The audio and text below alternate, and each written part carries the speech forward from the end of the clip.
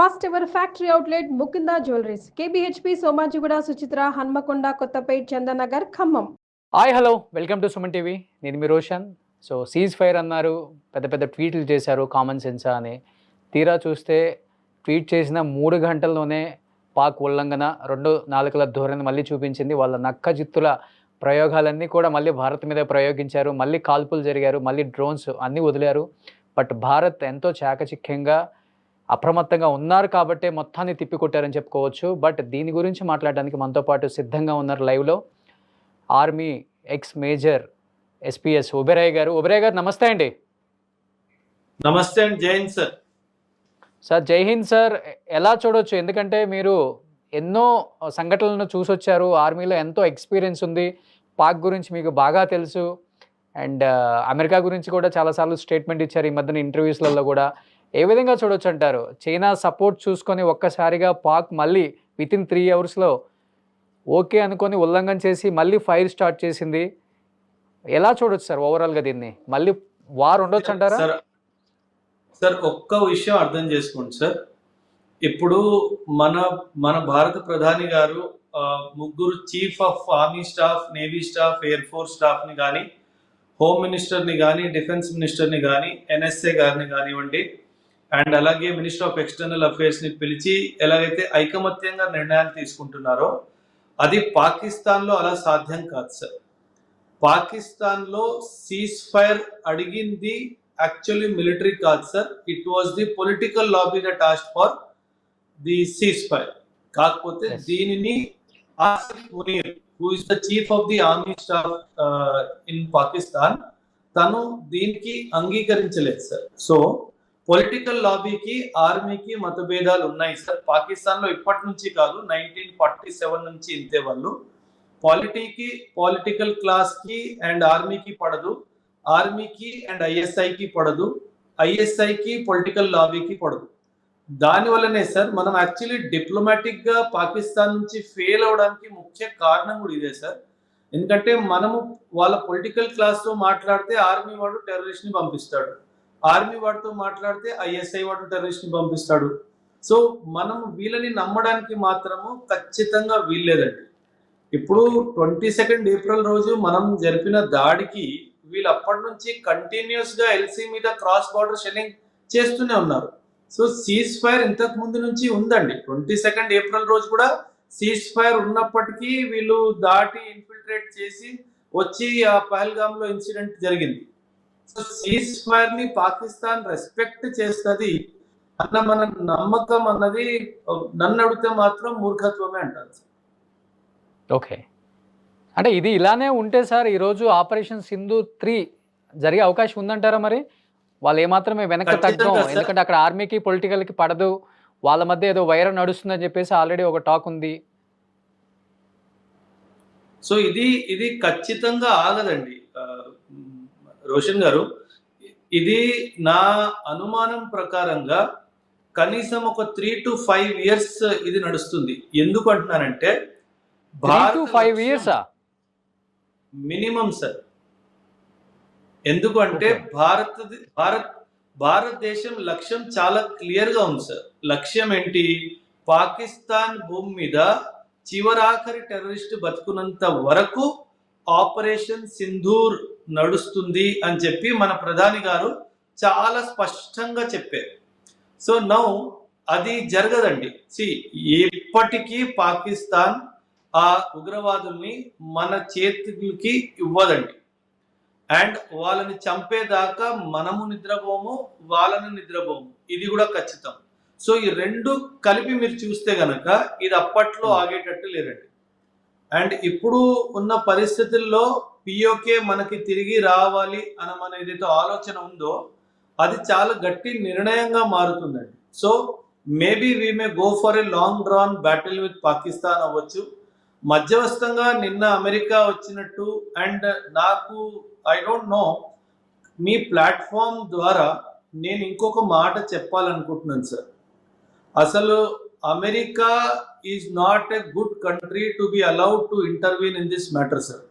అంటే నిన్న ట్రంప్ గారు చేసిన ట్వీట్లో ఆయన వాడిన పదాలు నాకు నచ్చలేదండి. అంటే ఇంత సివిలైజేషన్ ఉన్న కంట్రీని యు ఆర్ టాకింగ్ సెన్స్ తీసుకోరండి. అంటే మేము సెన్స్లెస్సా? నీకు సెన్స్ లేదు. పొద్దున ఒక మాట మాట్లాడతావు, మధ్యాహ్నం ఒక మాట మాట్లాడతావు, రాత్రి ఏమో అని ఇంకో మాట మాట్లాడతావు. You are a senseless country and you are a senseless president and you are trying to teach sense to my country. And how can you write such words, use such words in your tweet? Sir, Trump is tweeting ante world మొత్తం చూస్తుంది sir. And he has to be mindful of the choice of words that he is using. తను పాకిస్తాన్ని ఇండియాని equal గా చూస్తున్నాడు sir. అసలు బుద్ధి లేని ప్రవర్తన సార్. నన్ను అడిగితే మాత్రం ప్లీజ్, నేను ఏమైనా తప్పుగా మాట్లాడుతుంటే నన్ను క్షమించాలి. నా దేశాన్ని మాత్రము చిన్న చూపు చూస్తే నేనైతే ఊరుకుంటాను. ఓకే సార్, ఇప్పుడు పిఓకేని ఆక్రమించుకోవటం, సరే భూభాగంలో కలుపుకోవటం అది పక్కన పెడితే ఒక 53 లక్షల మందిని తీసుకొచ్చి భారతదేశంలో కలుపుతాం, ఓకే సార్. కానీ ఆ 53 లక్షల మందికి రేపు వాళ్ళకి ఉద్యోగ అవకాశాలు ఏంటి, వాళ్ళకి ఎలాంటి సార్, అంటే ఎలా పాసిబుల్ అవుతుంది ఇది? ఓన్లీ పిఓకేని కలుపుకుంటే సరిపోతుంది, భూభాగంలో కలుపుకుంటే సరిపోతుంది అనేది సరిపోతుందా భారతదేశానికి ఆ మాట? సార్ మీరు when I am saying integrating POK into India, it has many facets, sir. First భాగం ఏంటంటే మిలిటరీ కాంకర్, ఆ టెరిటరీని మన స్వాధీనంలో తీసుకురావాలి. ఇంకోటి డిప్లొమాటికలీ వరల్డ్ని మనం యాక్సెప్ట్ చేయించాలి, POK మాది కాబట్టి మేము తీసుకున్నాము అన్నట్టుగా. మూడోది అక్కడ జరగాల్సిన అడ్మినిస్ట్రేటివ్ వర్క్. నాలుగోది ఆ పొలిటికల్ ఇంటిగ్రేషన్. ఐదవది సోషియో కల్చరల్ ఇంటిగ్రేషన్. ఆరవది ఎకనామిక్ ఇంటిగ్రేషన్. నేను చెప్పాను కదా సార్, 5 నుంచి 10 సంవత్సరాలు I was not talking about military campaign sir. Military campaign మహా అయితే 3 వారాలు సార్. బట్ ఆ పర్మనెంట్ ఇంటిగ్రేషన్ ఇండియాలో అవ్వాలి అంటే ఒక 4 to 5 years మాత్రం ఖచ్చితంగా పడుతుంది సార్. 10 సంవత్సరాలు పడినా మనము ఆశ్చర్యపోనక్కర్లేదు సార్. దాన్ని ఇనీషియల్గా ఒక కంట్రోల్డ్ టెరిటరీ లాగానే పెట్టి ఇండియాతో ఇంటిగ్రేట్ చేయకుండా అక్కడ మనుషులు ఉన్న వాళ్ళ how is their mind, whether they are willing to integrate with India or not, what is their mind set, అందులో ఎవరైనా ఉగ్రవాదులు కానీ పాకిస్తాన్ స్పై ఏజెంట్స్ కానీ ఉన్నారా, ఇవన్నీ చూడడానికి టైం పడుతుందండి. సో మనం దీన్ని అందుకే చెప్పే కదా, ఆపరేషన్ సింధూర్ ఏ రోజు పూర్తవుతుంది, ఏ రోజైతే POK మనకి తిరిగి వస్తుందో, ఏ రోజైతే మనకి పాకిస్తాన్ వాళ్ళ భూమి మీద ఉన్న, సార్ మీకు తెలుసో తెలీదో నేను చెప్తున్నాను, పాకిస్తాన్ భూమి మీద ఈ రోజుకి 30,000 మంది పైగా ఉగ్రవాదులు ఉన్నారు సార్. మనం చెప్పింది మహా అయితే 30,000 మంది. Maybe my figure is less only sir. నేను 30,000 ఒక చాలా బ్యాలెన్స్డ్ ఫిగర్ చెప్తున్నాను. 50,000 లక్ష అన్నా మనం ఆశ్చర్యపోనక్కర్లేదు సార్. సో ఈ 30,000 మందిని పాకిస్తానే చంపుతుందా, మనం చంపాలా, లేకపోతే మనకు హ్యాండ్ ఓవర్ చేస్తారా, మనం వాళ్ళని ఎలా డీల్ చేస్తామన్నది ఇదంతా జరగడానికి టైం పడుతుందండి. సో మనము దీనిని ఓన్లీ యుద్ధ భూమి కింద చూడకుండా డిప్లొమసీ కింద కూడా చూడాల్సిన అవసరం అందరికీ ఉంది. ఓకే సార్, ఇప్పుడు ఏం జరగబోతుంది అంటే స్ట్రాటజీలు చూస్తేనేమో డిఫరెంట్గా ఉన్నాయి. నిన్న కూడా చైనా ఒక స్టేట్మెంట్ ఓపెన్గా ఇచ్చేసింది, మా సపోర్ట్ అయితే పాకిస్తాన్కి 200% ఉంటుంది, వాళ్ళు కూడా ఏమాత్రం తగ్గట్లేదు, అక్కడ ఆర్మీ కూడా మొత్తం డ్రోన్లు కంప్లీట్గా మన మీద వదులుతూనే ఉన్నారు, బట్ మన వల్ల అప్రమత్తంగా ఉన్నారు కాబట్టి నిన్న ఎటువంటి ప్రాణ నష్టం జరగలేదు, లేదు సీజ్ ఫైర్ స్టార్ట్ అయింది, సో ఇది ఇరు దేశాల మధ్య యుద్ధం లేదు అనుకొని మనం కొంచెం రెస్ట్ తీసుకొని ఉంటే నిన్న చాలా బ్యాడ్ న్యూస్ వినాల్సి వచ్చేదండి. అలాంటిది మన వాళ్ళు చాలా అప్రమత్తంగా ఉన్నారు, ఎందుకంటే పాకిస్తాన్ బుద్ధి తెలుసు కాబట్టి. బట్ ఈరోజు నైట్ వాళ్ళు మళ్ళీ స్టార్ట్ చేసే అవకాశం ఉంది అని ఒక టాక్ వస్తుంది కాబట్టి ఇన్ కేస్ జరిగితే ఒకేసారి ఆపరేషన్ సింధూర్ 3 కొన్ని ప్లేసెస్ టార్గెట్ చేసి ధ్వంసం చేసే అవకాశం ఉందంటారా? సార్ నేను నా ఆర్మీ ఎక్స్పీరియన్స్ తోని మాట్లాడతాను సార్. వాళ్ళు టార్గెట్ చేసినా చేయకపోయినా మనం చేయాలి సార్. ఎందుకంటే ఇప్పటి వరకు వాళ్ళు టార్గెట్ చేస్తుంటే మనం ఆపడానికి మాత్రమే ప్రయత్నిస్తున్నాము. మనము we have to break his capacity to fight with me. ఇప్పటి వరకు ఆర్మీ చేతులు, మోదీ గారు చెప్పారు I have given a free hand to the army, కానీ ఆర్మీ కూడా చాలా జాగ్రత్తగా వాళ్ళు చేస్తున్న దాన్ని కంట్రోల్ చేస్తూ రిటాలియేట్ చేస్తుంది సార్. బట్ మనం కూడా ఖచ్చితంగా ఒక గట్టి దెబ్బ వాడికి కొడితేనే వాడికి బుద్ధి వస్తుంది సార్, అప్పుడు దాకా బుద్ధి రాదు. చిన్నగా దెబ్బ కొడితే పొలిటికల్ లీడర్షిప్ కి బుద్ధి వచ్చింది, పెద్దగా దెబ్బ కొడితే మిలిటరీ లీడర్షిప్ కి బుద్ధి వస్తుంది sir. Pakistan as a country is controlled by 3 different entities: the political leadership, the military leadership and the ISI leadership sir. So ఈ ముగ్గురు భయపడేలాగా కొడితే గానీ వీళ్ళు ఊరుకోరు sir. If we are only trying to defend our country. మేము అకాడమీలో ఉన్నప్పుడు, మేము ఆర్మీలో ఉన్నప్పుడు మా ఇన్స్ట్రక్టర్స్ ఒక మాట చెప్పేవారు sir, attack is the best form of defence అని చెప్పేసి. మనం వాళ్ళ మీద అటాక్ చేస్తేనే మనల్ని మనం డిఫెండ్ చేసుకోగలం sir. So time has come, India has to teach a good lesson to Pakistan.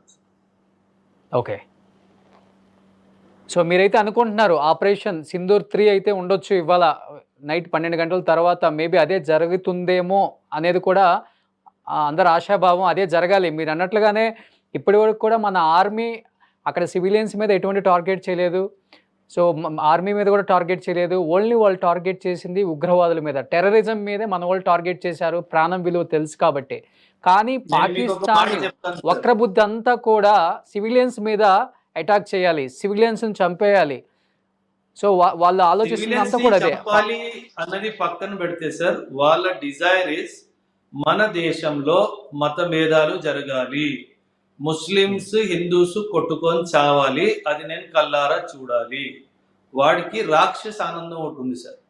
అందులో ఆసిఫ్ మునీర్ కి ఈ రాక్షస ఆనందం ఖచ్చితంగా ఉంది. అండ్ ఇఫ్ రిక్వైర్డ్ సార్, నేను అంటే I'm not a war monger sir, నేను వార్ మాంగరర్ని కాదు, కాకపోతే పరిస్థితులు ఇలా ఉన్నాయి sir. We have to do surgical strikes on the terrorist leadership wherever they are.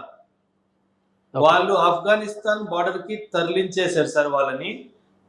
అవసరం అయితే మనం ఏ రోజైతే 7వ తారీఖున ఆ 9 టార్గెట్స్ ని స్ట్రైక్ చేసామో, అదే విధంగా వీళ్ళు స్థావరాలు ఎక్కడున్నారు, టాప్ లీడర్షిప్ ఆఫ్ టెర్రరిస్ట్, ఈ స్థావరాలన్నీ కనుక్కొని మనం టార్గెట్ చేయాల్సిన అవసరం ఉంది. అవసరం అయితే ఆసిఫ్ మునీర్ లొకేషన్ మీద కూడా అటాక్ చేయాల్సి వస్తే అటాక్ చేయడానికి మనం సంసిద్ధంగా ఉన్నాము, అవసరం అయితే చెయ్యాలి. బికాజ్ ఆసిఫ్ మునీర్ ఉన్నంత వరకు బార్డర్ లో మీకు ప్రశాంతత ఉండదు. ఓకే, సో ఆసిఫ్ మునీర్నే టార్గెట్ చేయాలంటారు మీరు? 100% సార్. రాజుని చంపేస్తే సైన్యం ఆటోమేటిక్ గా చచ్చిపోతుంది.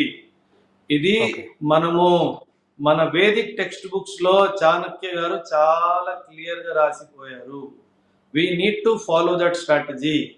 సో మనం బాహుబలి సినిమాలో చూసినట్టు కూడాను, రాజుని టార్గెట్ చేస్తేనే సైన్యం భయపడుతుంది, లేదంటే వాళ్ళు గట్టిగా పోరాడతారు.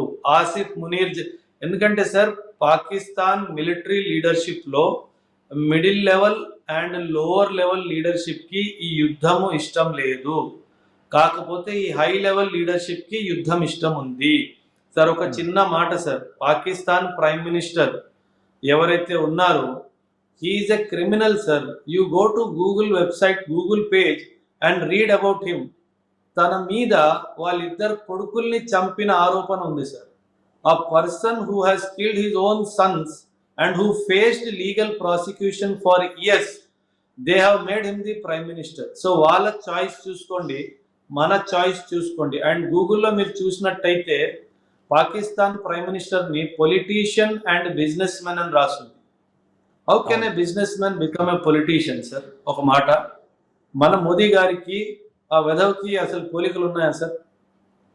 మన ప్రధాని గారు అంటారు, मैं देश का प्रधान सेवक हूं, I am the biggest servant of this country, and he is a businessman sir. He makes fortunes.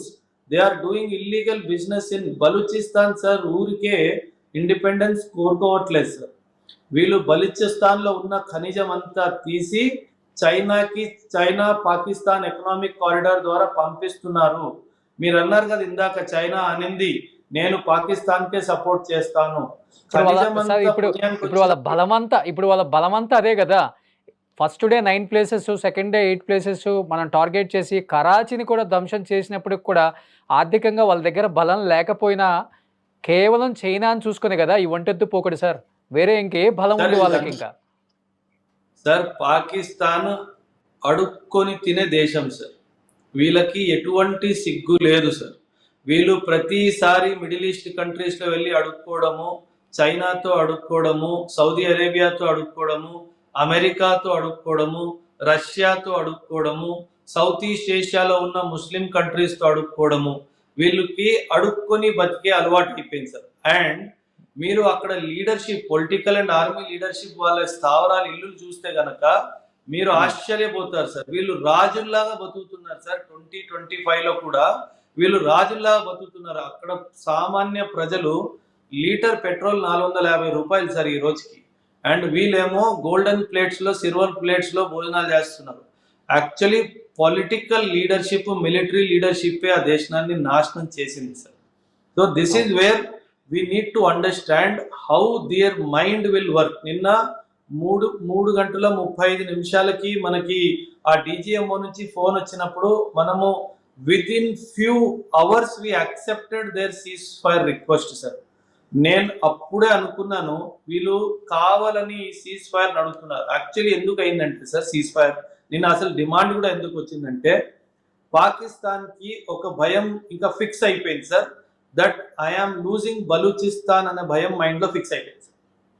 Balochistan Pakistan నుంచి పోతే 53% పాకిస్తాన్ టెరిటరీ పోయినట్టే. అంటే మళ్ళీ ఇంకోసారి పాకిస్తాన్ 2 ముక్కలు అయినట్టు లెక్క సార్.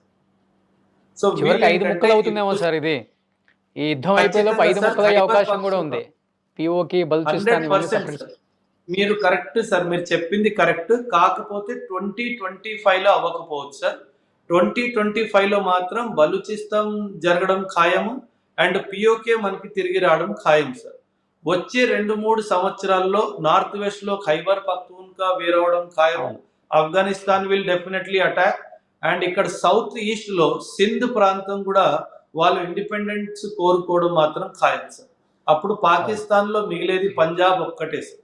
సో ఇంకేది మిగలదు. And that will become a land locked country.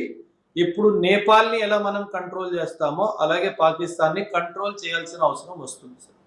So last and ఫైనల్గా ఒబ్రాయ్ గారు, త్రివిధ దళాలు కావచ్చు, మోడీ గారు కావచ్చు, సో సీజ్ ఫైర్ ఆల్రెడీ వీళ్ళు ఉల్లంఘించారు కాబట్టి, ఆల్రెడీ మనకు డ్రోన్స్ వదులుతున్నారు కాబట్టి ఈరోజు ఇంకా ఎక్కువ మొత్తాదులో కూడా ఉండొచ్చు ఈ ఫైరింగ్ అంటున్నారు కాబట్టి, అంటే చీకటి అయిపోయింది ఓవరాల్గా చూస్తే కాశ్మీర్ నుంచి మనకి అదే గుజరాత్ వరకు, కాశ్మీర్ నుంచి గుజరాత్ వరకు కూడా చీకటి అయిపోయింది కాబట్టి, చీకటి భయం అయిపోయింది కాబట్టి ఒక డెసిషన్ తీసుకునే అవకాశం ఉందా? ఆపరేషన్ సింధూర్ 3 ఇంకొకసారి లాస్ట్ అండ్ ఫైనల్గా ప్రయోగిస్తే భారత్ దెబ్బేంటో నీ అబ్బా అనేలాగా అవకాశం ఉండే ఛాన్సెస్ ఉన్నాయంటారు ఈరోజు నైట్కి ఏమన్నా? ఇంకా 70% ఛాన్స్ ఉంది సార్.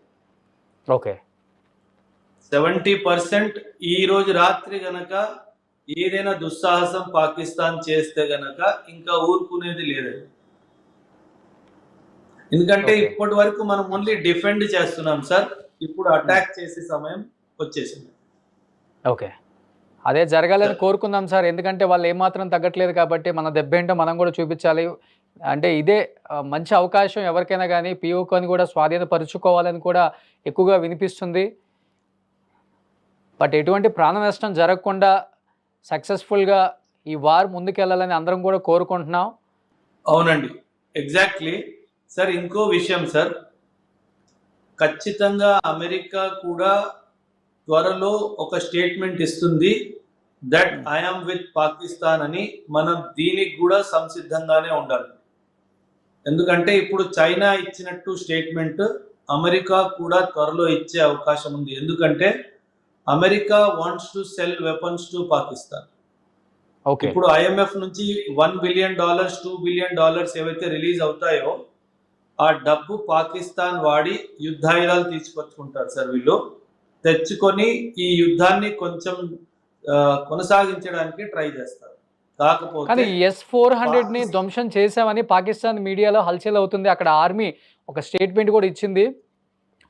జరిగే అవకాశం ఉందా సార్ అసలుకి? శూన్యం సార్.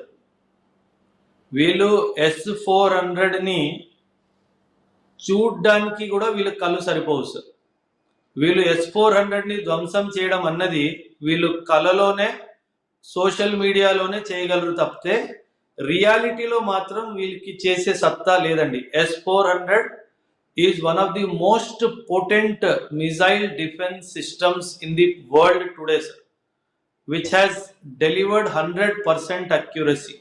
సో పాకిస్తాన్కి ఎలా దీనిని ఇన్ఫర్మేషన్ వార్ఫేర్ అంటారండి. ఇన్ఫర్మేషన్ ని తారుమారు చేసి వాళ్ళ పబ్లిక్ ని కూడా ఏదో ఒకటి చూపించాలి కదా, మనం కూడా కొట్టాము అన్నట్టుగా. లేదంటే పాకిస్తాన్ లో ఖచ్చితంగా civil war జరిగిపోతుందండి.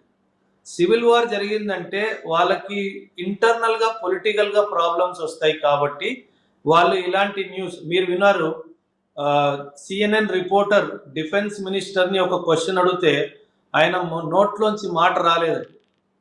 What is the proof that you have destroyed fighter jets of India and S-400 missile defence system అంటే our social media is showing అన్నాడండి. అంటే డిఫెన్స్ మినిస్టర్ కి ఒక ఇంటర్నేషనల్ రిపోర్టర్ తో ఎలా మాట్లాడాలో అన్న నైతిక జ్ఞానం కూడా లేని మనిషిని వీళ్ళు డిఫెన్స్ మినిస్టర్ గా చేశారు సార్. సో సార్ అసలు మనము పాకిస్తాన్ మనకి పోటీ అనుకోవడము మనకి అవమానం సార్.